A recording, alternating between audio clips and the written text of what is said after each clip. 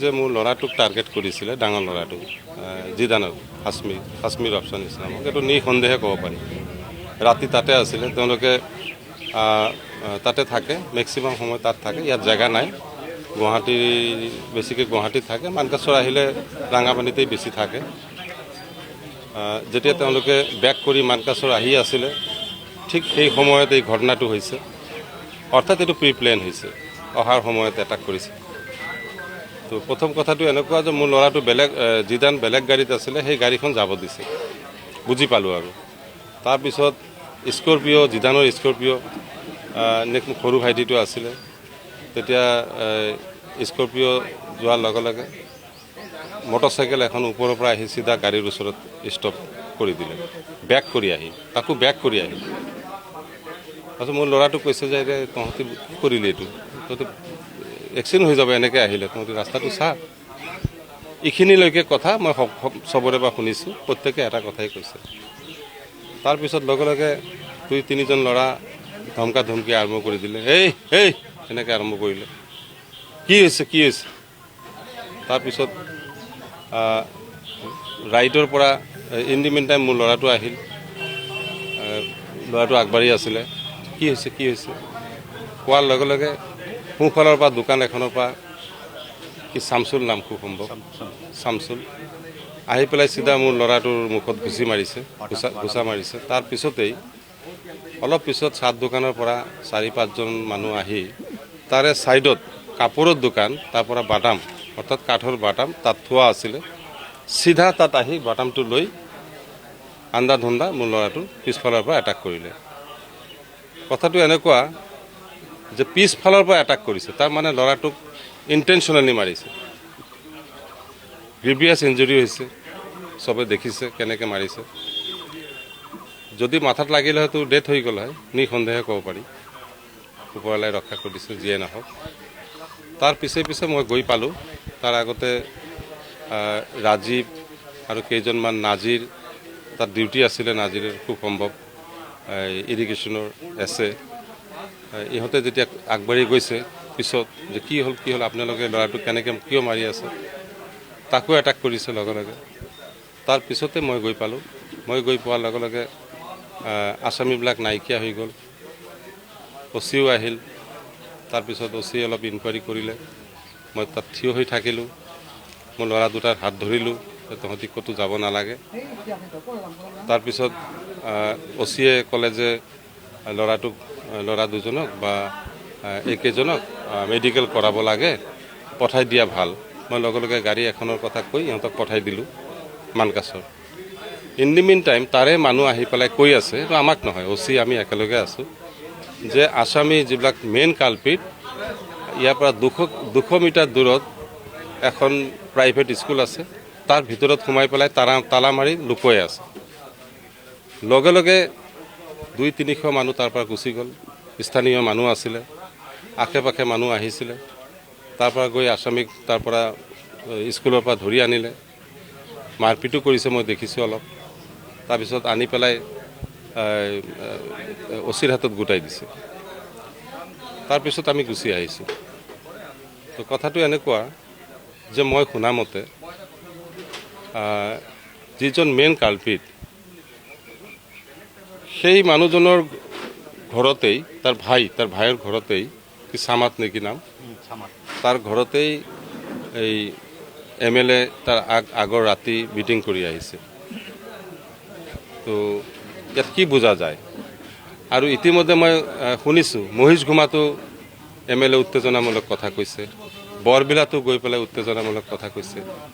মই এতিয়া ভালকৈ শুনা নাই যে কি ধৰণৰ কথা কয়, কিন্তু ৰাইজে কৈ আছে যে আমি ধৰিছিলোঁ, মহিষ ঘুমাত আমি কথা পাতিছিলোঁ যে আপুনি কিয় এইবিলাক কথা কয় এনেকৈ। তো MLA এজন যদি দায়িত্বহীন হৈ পৰে, তেনেহ'লেতো কণ্ট্ৰল নাথাকিব সমষ্টিখনত। আৰু বৰ্তমান যিজন MLA আছে, তেখেতৰতো অভিজ্ঞতাও হোৱা নাই এতিয়া। তেখেতে ষ্টাৰ্ট কৰিব বিচাৰিছে, ফিনিচিংটো কেনেকৈ দিব? আমি 50-60 বছৰৰ পৰা এই সমষ্টিত আমি সেৱা কৰি আছোঁ, ৰাইজৰ লগত আমি জড়িত। আমাৰ টান আছে সমষ্টিৰ প্ৰতি। প্ৰত্যেকজন মানুহ আমাৰ নিজৰ মানুহ, হাৰা জিকাটো ডাঙৰ কথা নহয়। আৰু উল্লেখনীয় কথা যে এই ৰাঙাপানীটো এটা অকল লাল মাটিৰ এখন ৰাঙাপানী আছিল, তাত কোনো গছ পুলি নাছিল। মোক মাতি লৈ গ'ল, মানুহবিলাক কান্দা কাটি কৰিছে যে আমি ইয়াত পানী নাপাওঁ, আমি ঘৰ পাৰ্মানেণ্ট কৰিব নোৱাৰোঁ, আমাৰ লাইন নাই, স্কুল নাই, আমাৰ একো নাই, ৰাস্তা নাই, গতিকে আমি আমাক সহায় কৰক। 91 পৰা মই তাত লাগি গ'লোঁ। তাত মই ৰাস্তা দিলোঁ, দুইফালে 2টা অংগনবাদী চেণ্টাৰ কৰাই দিলোঁ। মোৰ মা যেতিয়া MLA আছিল তেতিয়া 20টা কৰি ভেঞ্চাৰ স্কুল ল'ব দিছিলে। মই নিজে ইহঁতক গুৱাহাটীতো যাব দিয়া নাছিলোঁ। মই ৰাঙাপানীত স্কুল স্থাপন কৰি দিছোঁ, গভমেণ্ট স্কুল। তাৰ উপৰিও মই নিজে গছত উঠি মই ছাৰ্ভে কৰি পেলাই মই তাত লাইন দিছোঁ, মানুহবিলাকক ৰক্ষণাবেক্ষণ দিছোঁ। মানুহবিলাকে মোক সমাজত তুলি ল'বলৈ মাদ্ৰাছাত একত্ৰিত হৈ পেলাই মোক সদস্য কৰিছিলে। তেওঁলোকে মাটি দেখাই দিছিলে যে আপুনি যদি সদস্য হৈছে তেনেহ'লে আপুনি আমাৰ অলপ মাটি লওক। তেওঁলোকে মাটিখিনি দিছে। তাৰপিছত বজাৰটো মই নিজ হাতে বজাৰ কৰিছোঁ।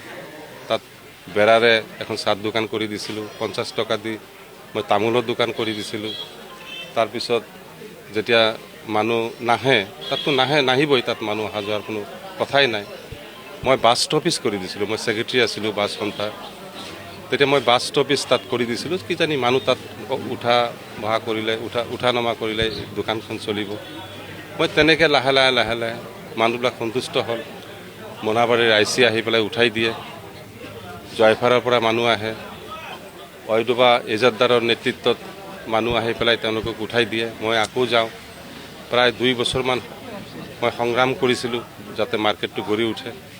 মই বহুত কষ্ট কৰি মাৰ্কেটটো কৰিছিলোঁ। সন্তুষ্ট হৈ পেলাই তাৰ ৰাইজে কৈছিলে যে আপোনাৰ ল'ৰাৰ নামত আমি মাৰ্কেটটো কৰিম, জিদান মাৰ্কেট কৰিম, এইটো আনুষ্ঠানিকভাৱে। আজি সেই জিদানকে সেই মাৰ্কেটত মানুহে যদি এনেকৈ এটাক কৰি মাৰে, এইটো কি বুজায়? এইটো নিশ্চয় বেয়া লগা কথা এইটো।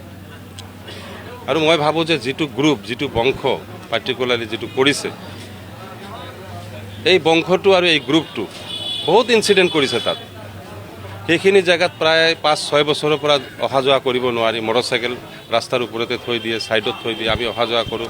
আমি কেতিয়াও একো নকৰোঁ, আমি ষ্টপ হৈ থাকোঁ, কেতিয়াবা বেকা হৈ যাওঁ, আমি একো নকওঁ। কিন্তু তাৰে মানুহ কোৱা মতে স্কুলৰ ছোৱালীবিলাক তাত অহা যোৱা কৰে, তেওঁলোকক ডিষ্টাৰ্ব কৰে। তাৰ উপৰিও মোৰ নিজৰ দেখা আছে, 5-6 বছৰ আগতো আছিল, 5-6 বছৰৰ পৰা বেছি হৈছে। মোৰ গাৰ্ডেনখন যেতিয়া খোলা আছিলে, মানুহ যেতিয়া অহা যোৱা কৰিছিলে, তেতিয়াও সেই মানুহবিলাকক মাৰধৰ কৰিছে। প্ৰায় 10-12টা ইনচিডেণ্ট আছে তাত। খালি অহা যোৱা কৰোঁতে ছাইড শ্বুট লৈ কিবা হোৱাৰ লগে লগে মানুহ আহি যায়, এই গ্ৰুপটো আহি যায় আৰু মানুহক অত্যাচাৰ কৰে। এই মানুহ মেঘালয়ৰ লগত যোগাযোগ কৰি ৰাঙাপানীৰ বহু মানুহক অত্যাচাৰ কৰিছে, বহু টকা তেওঁলোকে সংগ্ৰহ কৰিছে গাৰোডোবাত নমাই ICৰ থ্ৰুত। সেইটো প্ৰুফ আছে। সেইটো মই নিজে এটা সময়ত গৈ সমাধান কৰিছিলোঁ। তো এনেদৰে এটা বংশ আছে। মই নকওঁ যে ৰাঙাপানীৰ মানুহ গোটেইবিলাক মানুহ ইয়াত জড়িত হৈ আছে। বহুত মানুহ এওঁলোকৰ বিৰুদ্ধে আছে, মাত মাতিব নোৱাৰে। তেওঁলোকৰ এগেইনষ্টত ক'লে তেওঁলোকৰ পানিছমেণ্ট দিব, ধমকি দিয়ে। গতিকে এই বস্তুখিনি মই দেখি আহিছোঁ, মই বুজিও আহিছোঁ। মই ভবা নাই যে ইমান বুৰ্বকামী কৰিব তেওঁলোকে। মোৰ ল'ৰাৰ ওপৰত আকস্মাত এটাক কৰাটো মই যিটো বুজি পালোঁ, জিদান আৰু চৌহানৰ এই সমষ্টিত এজন মানুহ ক'ব নোৱাৰিব যে কাৰোবাৰ লগত বেয়া ব্যৱহাৰ কৰিছে কেতিয়াবা। আৰু এটা কথা ক'ব দিয়া নাই, তাক আহি চিধা মাৰি পিছফালৰ পৰা আকৌ আহি পেলাই মাৰা, এইটো কি বুজাই আছে? এইটো পলিটিকেল আৰু ইণ্টেনশ্যন, ডিৰেক্ট ইণ্টেনশ্যন আৰু পলিটিকেল। এতিয়া মই যি মানুহবিলাকৰ ওচৰত ৰাতি MLA গৈ মিটিং কৰিছে, নিশ্চয় কিবা তাত এটা অনুমান কৰা যায় যে মানুহবিলাক উত্তেজিত হৈ আছিল কিবা এটা কথাত। আৰু মোৰ দ্বাৰা আজিলৈকে 40 বছৰত কোনো ক'ব নোৱাৰিব মই কেতিয়াবা কাৰোবাক উত্তেজনা কৰাৰ চেষ্টা কৰিছোঁ বা কাৰোবাক কৈছোঁ যে তোমালোকে মাৰধৰ কৰিবা বা এনেকুৱা কথা মই জীৱনতো কোৱা নাই। আৰু মই শান্তিপূৰ্ণভাৱে ৰাজনীতি কৰি আছোঁ। সকলোৰে মই প্ৰতিনিধি হ'ব নোৱাৰিলেও মোৰ দায়িত্ব গোটেই সমষ্টিৰ প্ৰতি, সমষ্টিৰ মানুহৰ প্ৰতি। এইটো জিকা হাৰাৰ লগত কথা নাই। কিন্তু খুব সম্ভৱ বিধায়ক এজন থাকোঁতে তাত মিটিং কৰি অহাৰ পিছত ৰাতিপুৱা দিনত এই ষড়যন্ত্ৰটো, এইটো প্লেনিং, ডিৰেক্ট প্লেনিং অহাৰ সময়ত কোনো কথাই নাই ইয়াত। ৰাইজে কৈ আছে এইটো অপৰিকল্পিত, এইটো পৰিকল্পিত আৰু আমি আনএক্সপেক্টেড, আমি ভাবাই নাই যে এনেকুৱা ঘটনা কৰিব।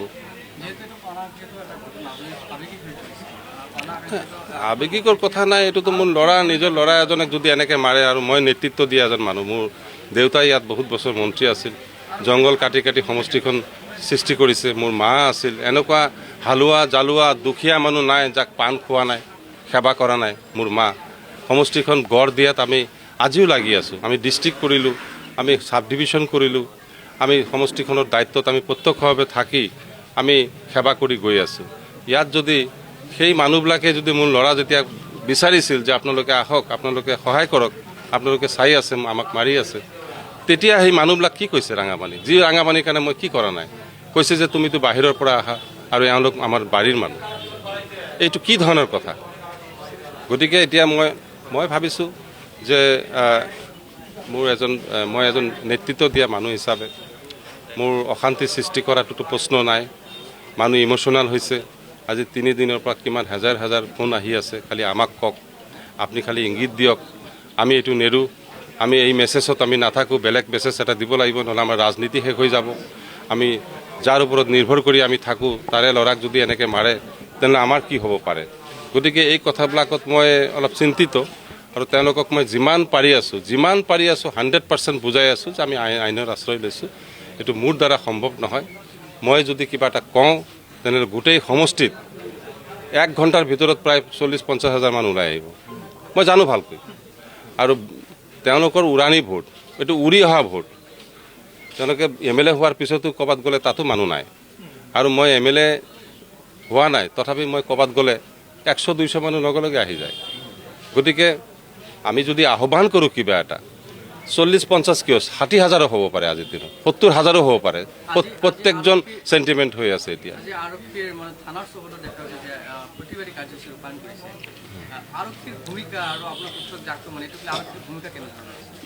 আৰক্ষীৰ ভূমিকা ঠিকে আছে, এতিয়ালৈকে মই ভাবোঁ যে ঠিকে আছে। তেওঁলোকে ৰেড কৰিছে, 3জন পাব্লিকে ধৰাই দিছে।